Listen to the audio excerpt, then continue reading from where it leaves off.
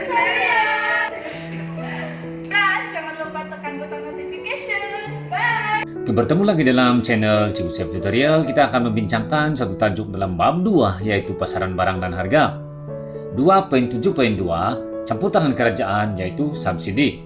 Terdapat 4 bahagian yang dibincangkan, yaitu yang pertama adalah kesan subsidi terhadap keluk penawaran, yang kedua adalah kesan subsidi terhadap persamaan penawaran, yang ketiga adalah kesan subsidi terhadap keseimbangan pasaran, yaitu merujuk kepada harga dan kuantiti keseimbangan, dan yang keempat adalah faedah subsidi dinikmati pengguna dan pengeluar. Oke, sekarang kita akan lihat apa itu subsidi. Oke, subsidi merupakan bantuan kerajaan kepada penjual atau pengeluar. Subsidi akan menyebabkan kos pengeluaran firma menurun. Dan kalau kita lihat, pemberian subsidi akan memberi faedah kepada pengeluar dan pengguna. Maka, subsidi memberi kesan terhadap keluk penawaran, persamaan penawaran, tingkat harga, dan kuantiti keseimbangan pasaran. Oke, sekarang kita akan lihat kesan subsidi terhadap keluk penawaran. Oke, kita lihat keluk di sini. Oke, SS0 adalah keluk penawaran asal, yaitu sebelum subsidi, dan DD adalah keluk permintaan, titik keseimbangan adalah I0, dan harga keseimbangan P0, kuantiti keseimbangan adalah Q0. Ini adalah sebelum pelaksanaan subsidi. Oke, nah kita lihat penerangan. Subsidi menyebabkan kos pengeluaran firma menurun, dan penurunan kos pengeluaran menyebabkan firma akan dapat meningkatkan pengeluaran. Oke, jadi sekarang kita lihat keluk. Apabila firma meningkatkan keluaran, keluk penawaran beralih ke kanan, yaitu daripada SS0 kepada SS1. Lihat anak panah ke arah kanan. Oke, dan titik keseimbangan baru adalah I1. Oke, jadi sekarang kita lihat penerangan. Oke, kesannya keluk penawaran beralih ke kanan dari SS0 ke SS1. Dan akibatnya melalui subsidi ataupun pelaksanaan subsidi menyebabkan harga menurun daripada P0 kepada P1. Lihat keluk, harga menurun daripada P0 kepada P1 dan kuantiti meningkat daripada Q0 kepada Q1. Sekarang kita akan lihat kesan subsidi terhadap persamaan penawaran.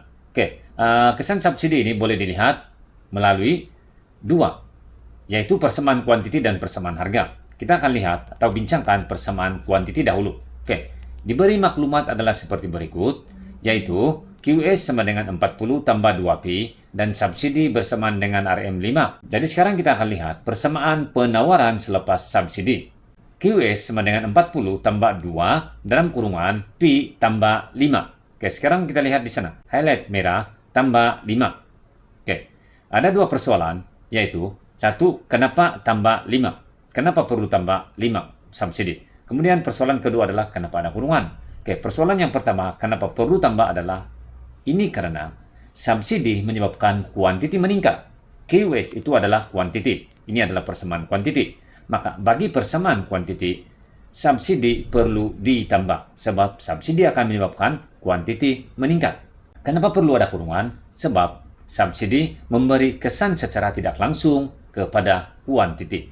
Oke, jadi kita teruskan pengiraan. QS sama dengan 40 tambah 2P tambah 10. Dan akhirnya persamaan penawaran selepas subsidi adalah QS sama dengan 50 tambah 2P. Sekarang kita lihat kesan subsidi terhadap persamaan penawaran dengan menggunakan persamaan harga. Oke, maklumat adalah seperti berikut. P sama dengan 20 tambah 2Q dan subsidi sama dengan RM5. Oke, jadi kita bezakan antara persamaan kuantiti dan persamaan harga. Bagi persamaan kuantiti, dia adalah bermula dengan QS, di depan dia Q. Manakala bagi persamaan harga, di depan itu adalah P. Oke, jadi sekarang kita akan lihat persamaan penawaran selepas subsidi.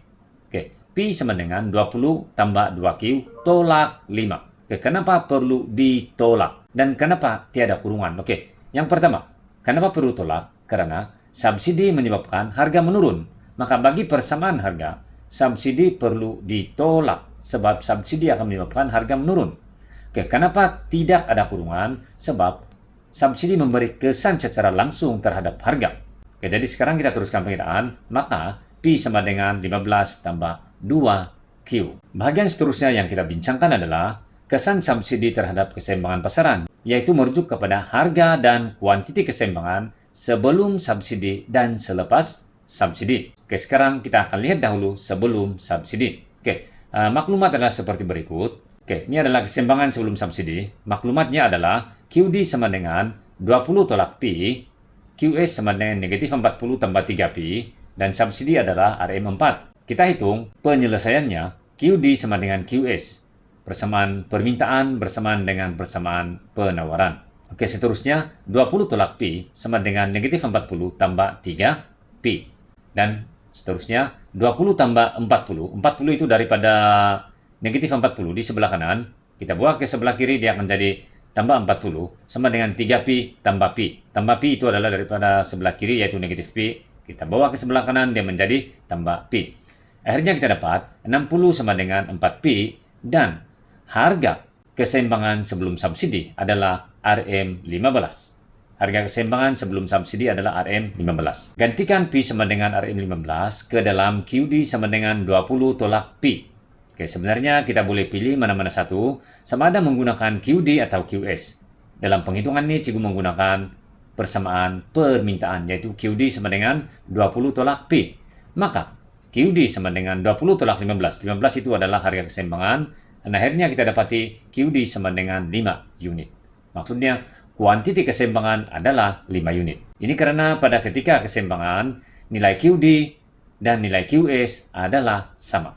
Oke, sekarang kita akan lihat kesan subsidi terhadap harga dan kuantiti keseimbangan. Sekarang kita akan hitung dahulu ataupun bentukkan dahulu persamaan penawaran selepas subsidi. Oke, maklumatnya QS sama dengan negatif 40 tambah 3Pi. Oke, selepas subsidi, maka kesannya QS sama dengan negatif 40 tambah 3 dalam kurungan Pi tambah 4. Oke, jadi sama juga persoalannya ada dua. Satu, kenapa perlu tambah? Satu lagi, kenapa ada kurungan? Oke, tambah subsidi. Oke, bagi subsidi, kita akan tambah di sini sebab subsidi menyebabkan kuantiti meningkat. Lihat, ini adalah persamaan kuantiti QS, persamaan kuantiti. Maka pelaksanaan subsidi akan menyebabkan kuantiti meningkat. Maka kita perlu tambah subsidi. Dan kenapa perlu ada kurungan? Sebab ini adalah persamaan kuantiti, maka subsidi mempunyai kesan secara tidak langsung bagi persamaan kuantiti. Oke, jadi perlu diingat di sini, bagi persamaan kuantiti perlu ada kurungan, bagi persamaan harga tidak perlu ada kurungan. Oke, jadi kita teruskan pengiraan, QS sama dengan negatif 40, tambah 3Pi, tambah 12, dan akhirnya kita dapati persamaan penawaran selepas subsidi adalah QS sama dengan negatif 28 tambah 3Pi. Oke, sekarang kita akan lihat keseimbangan pasaran. Oke, QD sama dengan QS, maka 20 tolak Pi sama dengan negatif 28 tambah 3Pi. Dan kita dapati 48 sama dengan 4Pi dan harga selepas subsidi adalah RM12.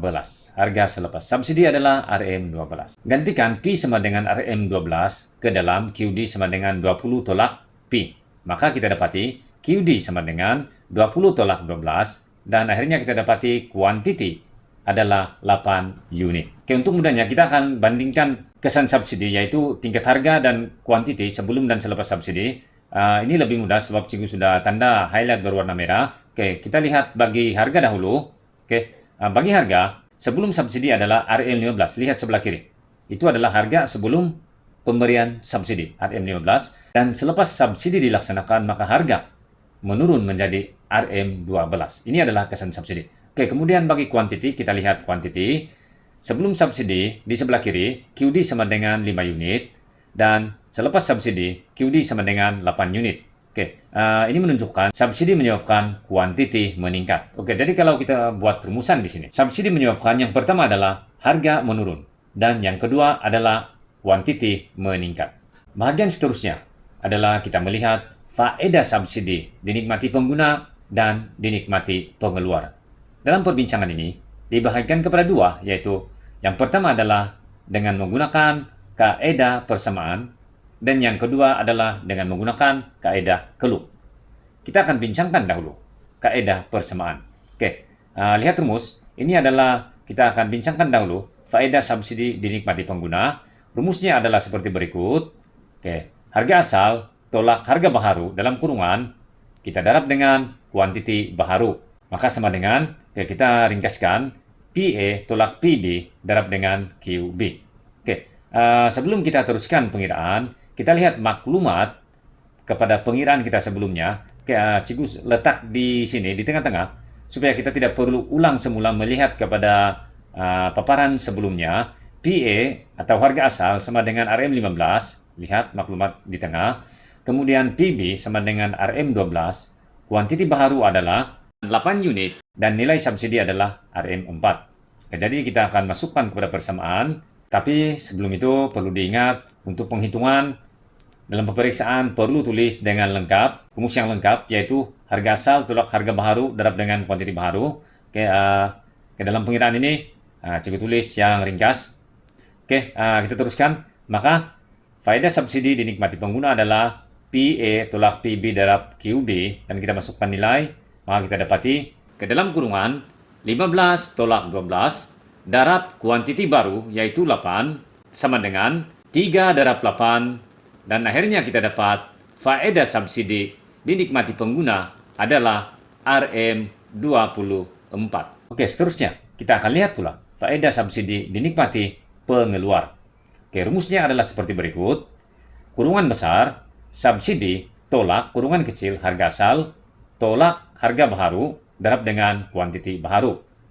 Dan kita boleh ringkaskan menjadi seperti berikut. Kurungan besar, S, tolak kurungan kecil, PA, tolak PB, darab dengan QB. Oke, jadi sekarang kita akan kira faedah subsidi dinikmati pengeluar bersamaan dengan, kita tulis rumus yang telah diringkaskan, tapi ingat semula dalam pemeriksaan perlu tulis rumus yang cikgu tulis di atas tuh. Itu adalah rumus yang lengkap. Oke, kita teruskan pengiraan. Oke, sama dengan kurungan besar S tolak kurungan kecil PA tolak PB darab QB. Kita masukkan nilai dan kita dapat sama dengan kurungan besar 4 tolak kurungan kecil 15 tolak 12 darab kuantiti baru 8 sama dengan dalam kurungan 4 tolak 3. 3 itu adalah daripada pengiraan 15 tolak 12 darab dengan 8. Dan kita dapati sama dengan 1 darab 8. Dan akhirnya kita dapati faedah subsidi dinikmati pengeluar adalah RM8. Oke, jadi kalau kita lihat di sini, apabila kerajaan melaksanakan subsidi, maka sebahagian daripada subsidi akan dinikmati pengguna dan sebahagian lagi akan dinikmati pengeluar. Oke, sekarang kita akan bincangkan faedah subsidi dinikmati pengguna dan pengeluar dengan menggunakan keluk atau rajak. Oke, sekarang kita rujuk keluk di sebelah. Oke, rujuk keluk di sebelah. SS0 itu adalah penawaran asal dan SS1 itu adalah penawaran baharu. Oke, sekarang kita terus melihat kepada faedah subsidi dinikmati pengguna dan faedah subsidi dinikmati pengeluar. Oke, bagi subsidi, faedah subsidi dinikmati pengguna adalah berada di bawah harga asal. Jadi kalau kita lihat di sana, faedah subsidi dinikmati pengguna adalah kawasan berlorek P0, P1, I1, P. Oke, lihat semula. Kawasan berlorek P0, P1, I1, B. Itu adalah faedah subsidi dinikmati pengguna. Dan untuk menghitung jumlah faedah subsidi dinikmati pengguna melalui keluk adalah dengan menggunakan luas segi 4, yaitu tinggi darab tapak. Oke, tinggi adalah P1 P0 dan tapak adalah OQ1. Oke, jadi untuk menghitungnya adalah P1 P0 darab OQ1. Oke, seterusnya kita akan lihat faedah subsidi dinikmati pengeluar. Faedah subsidi dinikmati pengeluar dia berada di atas daripada harga asal. Maka kalau kita lihat, ia adalah kawasan berlorek P0 B E P2. Lihat semula, kawasan berlorek P0 B E P2. Ini adalah faedah subsidi dinikmati pengeluar. Untuk menghitung jumlah faedah subsidi dinikmati pengeluar adalah dengan menggunakan rumus segi 4, yaitu tinggi darab tapak. Dan untuk penghitungan ini, tinggi adalah P0 P2 dan tapak adalah OQ1. Maka penghitungannya adalah P0 P2 darab OQ1. Oke, sekarang kita sudah membincangkan kesan subsidi terhadap fungsi penawaran, keluk penawaran, tingkat harga, dan kuantiti. Dan seterusnya kita sudah membincangkan faedah subsidi dinikmati pengguna dan faedah subsidi dinikmati pengeluar. Sekian pertemuan pada kali ini dan kita akan bertemu lagi perbincangan seterusnya yaitu dasar harga minimum dan dasar harga maksimum. Sekian dan terima kasih.